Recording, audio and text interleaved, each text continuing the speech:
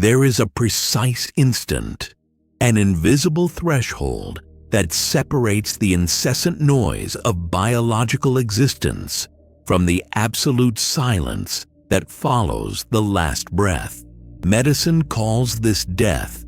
Materialism calls it the end. But for Rudolf Steiner, the greatest initiate of the modern era and father of anthroposophy, this moment is not a conclusion, but a violent and majestic liberation. Have you ever stopped to think why, in almost all ancient and esoteric traditions, there is a period of vigil, a sacred 3-day respect before the body is definitively consigned to the earth or to fire? It is not merely superstition. It is a technical necessity of the soul. What happens exactly in those 72 hours is the best-kept secret of human existence, a secret that defines not only who you were, but what you will become in eternity.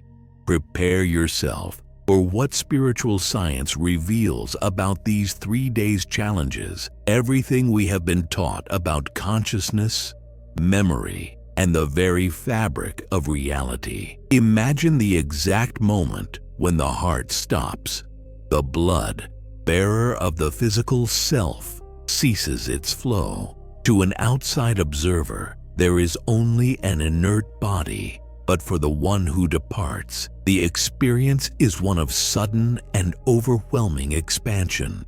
Rudolf Steiner describes this moment not as an entry into darkness, but as a lighting of inner lights that were obscured by the blinding glare of the physical sun. During incarnate life, we are trapped, confined within the skin, limited by the senses that tell us the world ends, where our fingers can no longer touch.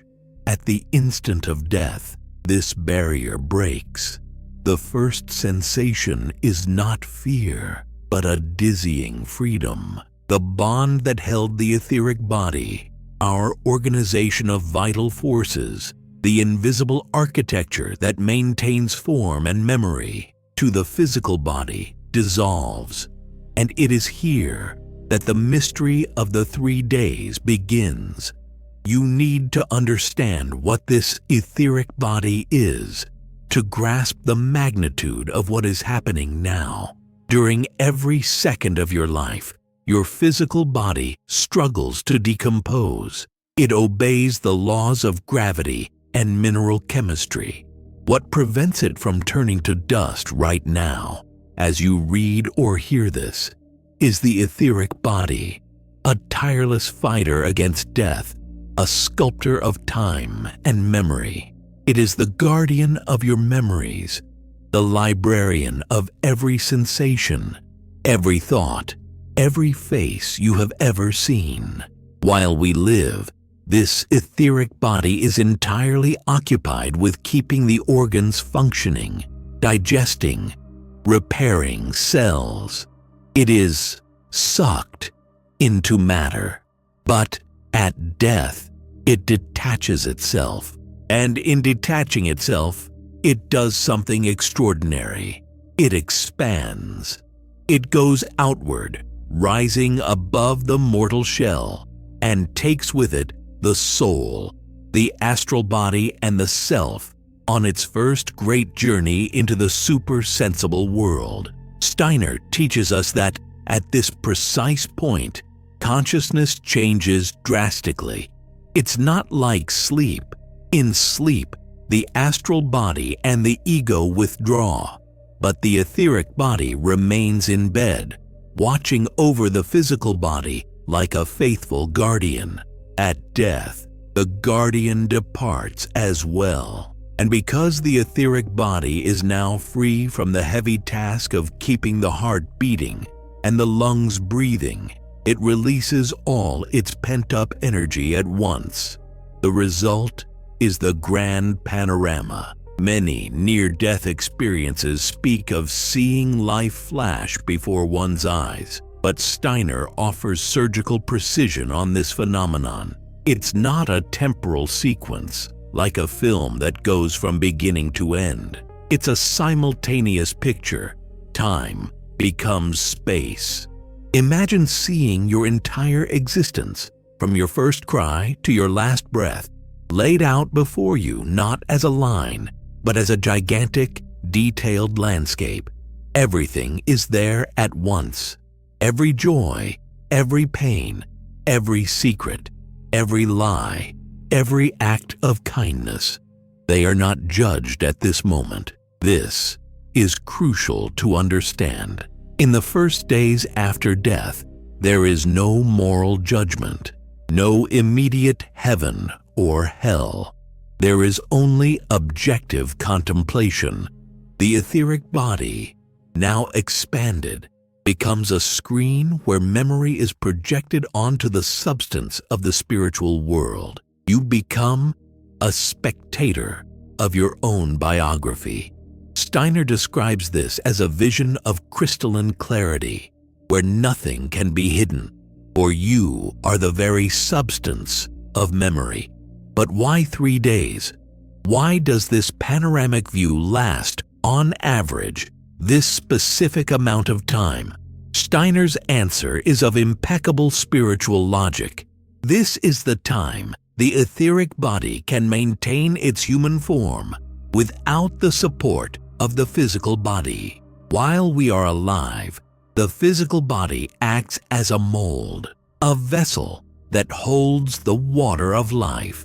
When the vessel breaks, the water retains the vessel's shape only for a brief moment before spreading and returning to the ocean. For a human being, this brief moment lasts about 3 days. During this period, the deceased is not yet fully in the spiritual world. He is in the vestibule. He hovers, enveloped in his own vital light, contemplating the work of art or the tragedy he built with his days on earth. It is a period of sacred silence and profound peace. Physical pains have instantly disappeared because the nerves, the vehicles of pain, have been left behind. The emotional suffering of desire has not yet begun to burn. That will come later, in Kamaloka. Now, there is only the grandeur of memory. Rudolf Steiner warns, however, that the quality of this experience depends greatly on how we have lived. For a person who has lived only attached to matter, who has denied the spirit and sunk into materialism, this expansion may be confusing, a gray fog where the images are weak and disconnected. But for one who has sought, even minimally, to understand the spirit, the panorama is brilliant, vivid, a masterful final lesson on the meaning of the incarnation that has just ended. During these crucial hours, the connection with the physical body is not completely severed, although it is irreversible. There exists what esotericists call the silver cord, a tenuous energetic link that keeps the etheric body close to the corpse. This is why Steiner and many other initiates recommend extreme caution with the body of the deceased during these 3 days.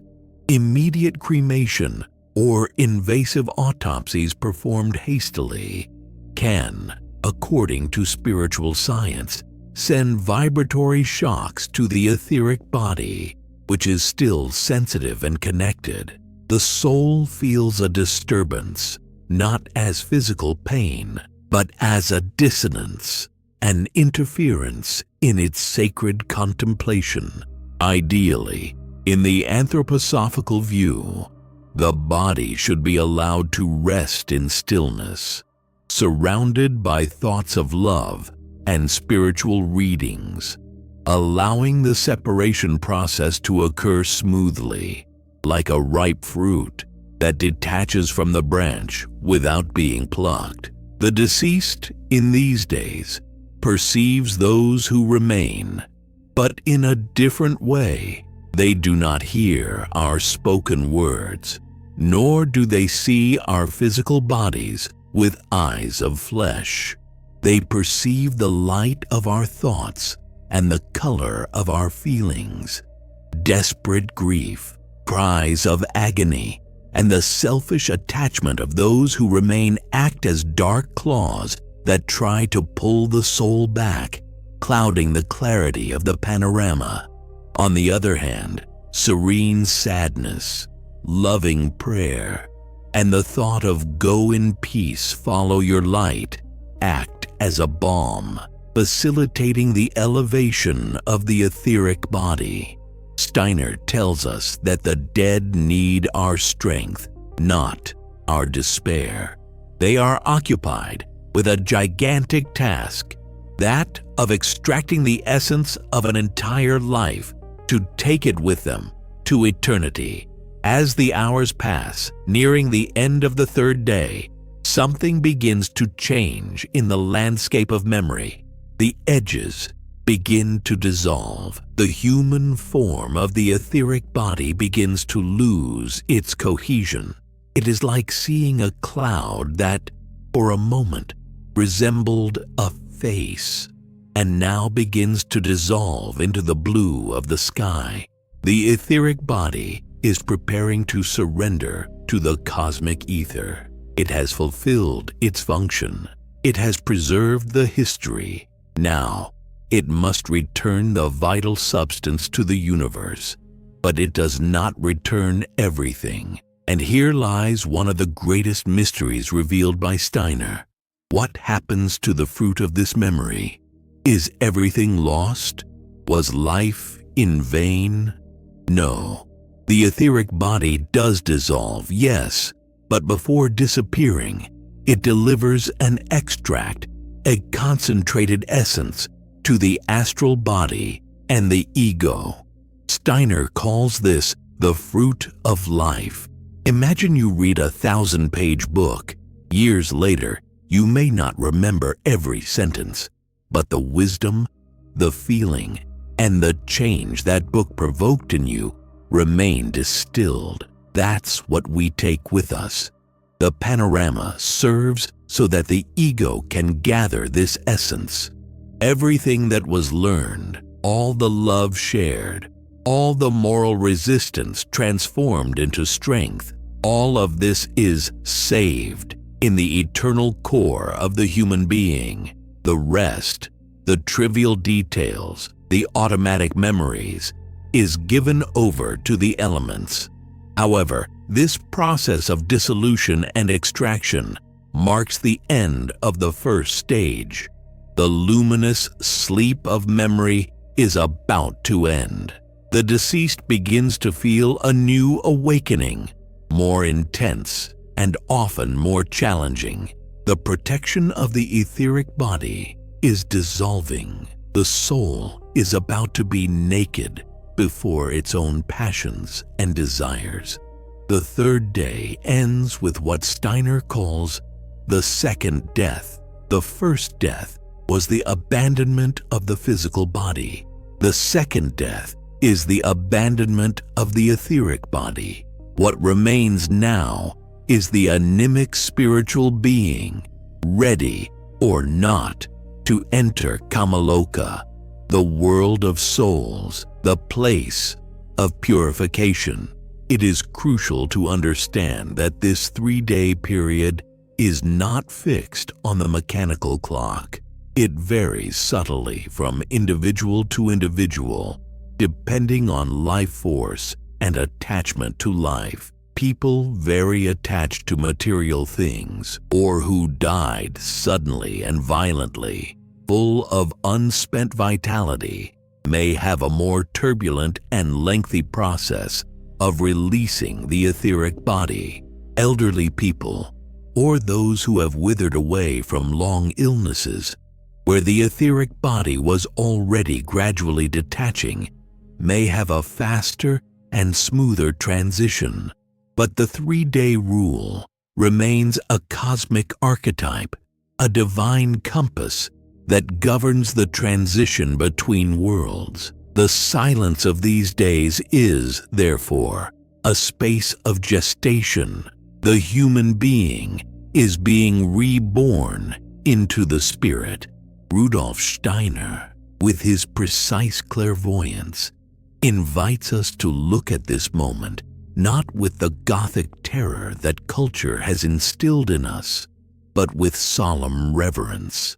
It is the moment when biography becomes cosmography, where personal history is inscribed in the records of time. But what happens when the third day ends, when the last image of the panorama fades, and the golden light of memory begins to give way to the purifying fire of the psychic world? It is there that the true journey of the soul begins. It is there that we confront not what we have done, but what we desire. As the third day draws to a close, the grand canvas of memory begins to fade. The golden silence, that observer's peace that marked the first 72 hours, is suddenly broken. Then occurs the event that Rudolf Steiner calls the second death. If the first death was the discarding of the physical body, the mineral shell, this second is the discarding of the etheric body, the vital shell. What happens now is of cosmic seriousness. The etheric body, which served as a mirror for the panorama of life, disperses into the universal ether, dissolving like mist in the morning sun. But it does not disappear completely without leaving a legacy, a kind of extract, a synthesis of essence of all that has been lived, is absorbed by the eternal self. Steiner calls this the fruit of life. It is the only thing you take with you, not possessions, not prestige, but the moral and spiritual essence of your experiences. With the etheric body discarded, the soul, the astral body, and the self finds itself for the first time naked, without the cushioning protection of the physical body and without the vital envelope of the etheric body. The soul enters a region of unimaginable intensity, the Kamaloka, or the place of desires. Here, the illusion of time and space on earth disappears completely. Reality becomes purely moral and qualitative, and it is here that the true judgment begins. But do not imagine a court with a white-bearded judge sitting on a throne of clouds. The judge is you. The law is the very nature of your soul. Rudolf Steiner describes Kamaloka as a purifying fire. And why fire? Because the soul still carries with it all the desires, appetites, and passions it cultivated during physical life. But now, it no longer possesses the physical organs to satisfy them. Imagine the intense desire to eat of a glutton, or the thirst for alcohol of an alcoholic.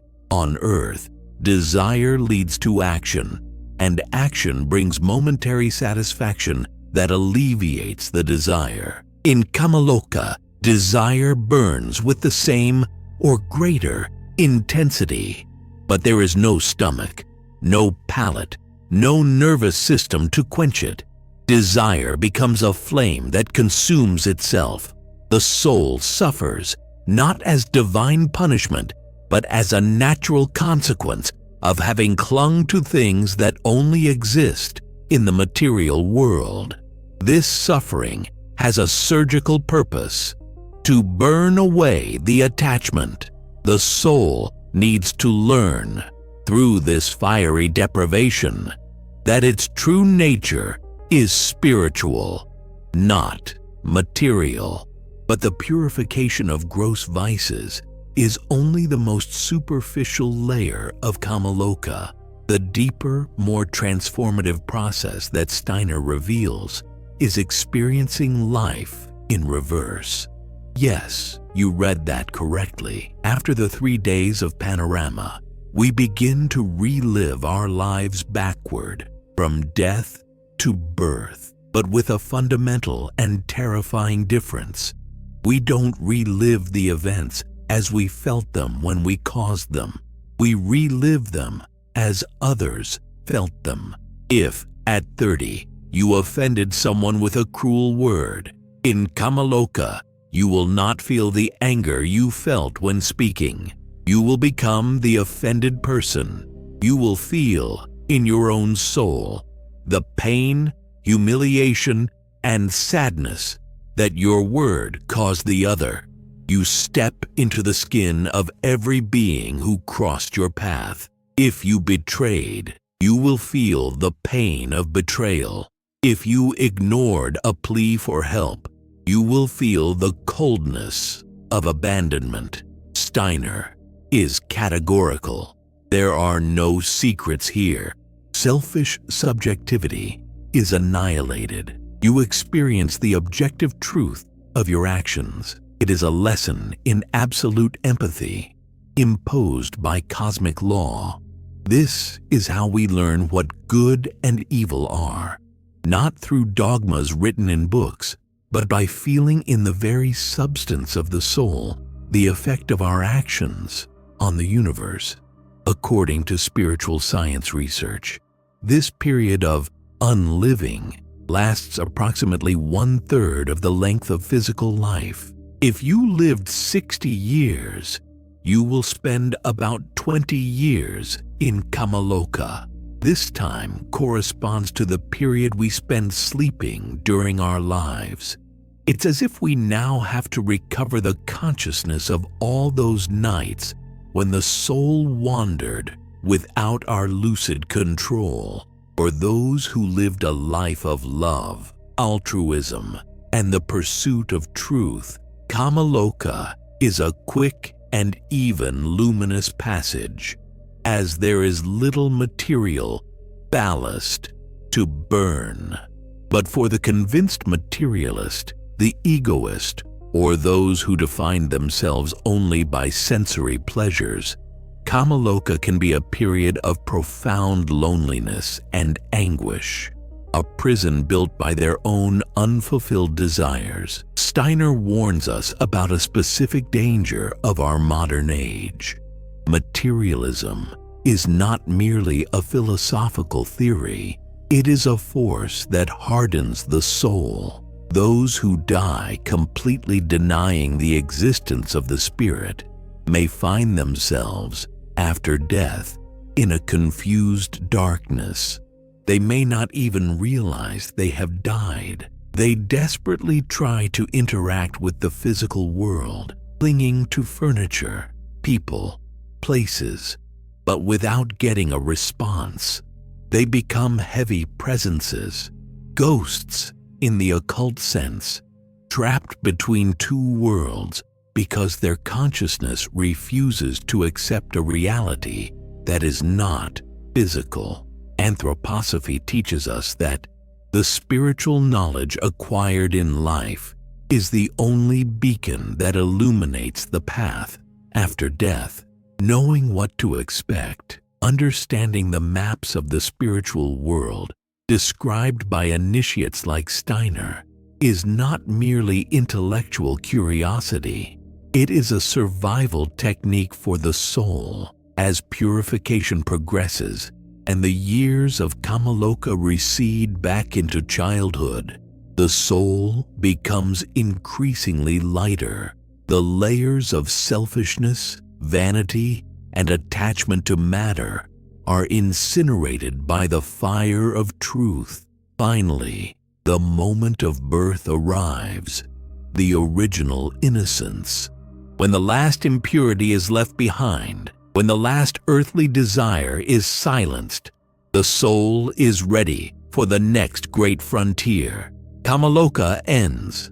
The third death occurs, where the purified astral body is left behind, becoming merely an empty cocoon, and the spirit, the true eternal self, is freed to enter Devachan, the spiritual world proper, the land of the gods, the original homeland from which we came. There, in Devachan, amidst the angelic hierarchies and the musical tones of the spheres, the soul will process the fruits of past lives to build the capacities for the next life. The suffering that was understood in Kamaloka will transform into virtue. Moral defeats will transform into awareness. Love given will transform into wisdom. Nothing is lost. Everything is alchemy. Why did Rudolf Steiner insist so much on describing these processes with such minute detail? It wasn't to frighten us. It was to awaken us. Understanding exactly what happens 3 days after death radically changes how we live this morning. If we know that we will have to feel the pain we caused others, the impulse to hurt diminishes. If we know that material possessions will remain on the threshold of death and that only our moral constitution will pass on, life's priorities are instantly rearranged. Death ceases to be a terrible end and becomes the solemn crowning of a stage, a just and necessary examination for the graduation of the spirit. We live in a time that hides death, that masks and sanitizes it in cold hospitals, treating it as a medical failure. The anthroposophical vision restores the dignity of dying. It invites us to prepare our soul as one prepares a bride for her wedding. The 3 days of silence, the panorama of memory, the fire of Kamaloka, all these are not punishments. They are healing processes. They are the guarantee that the universe is moral, that justice exists, and that love is the only force that survives the dissolution of the flesh. May this knowledge not be just another piece of information in your mind, but a seed in your heart. Look at your life now. What would you see if the panorama began this instant? What pain would you feel if you entered the Kamaloka tonight? There is still time. As long as there is breath, there is the possibility of transforming lead into gold. Death is just a horizon, and the horizon is nothing beyond the limit of our vision. For Rudolf Steiner, and for those who dare to look through the veil, death is, in fact, the great awakening to true life. If this content touched you, if these words resonated somewhere deep within your soul that longed for this ancient memory, leave a like. Comment below which part of this journey most impacted your perspective on existence, and subscribe to the channel for more revelations that connect the mystery of eternity to the practice of life.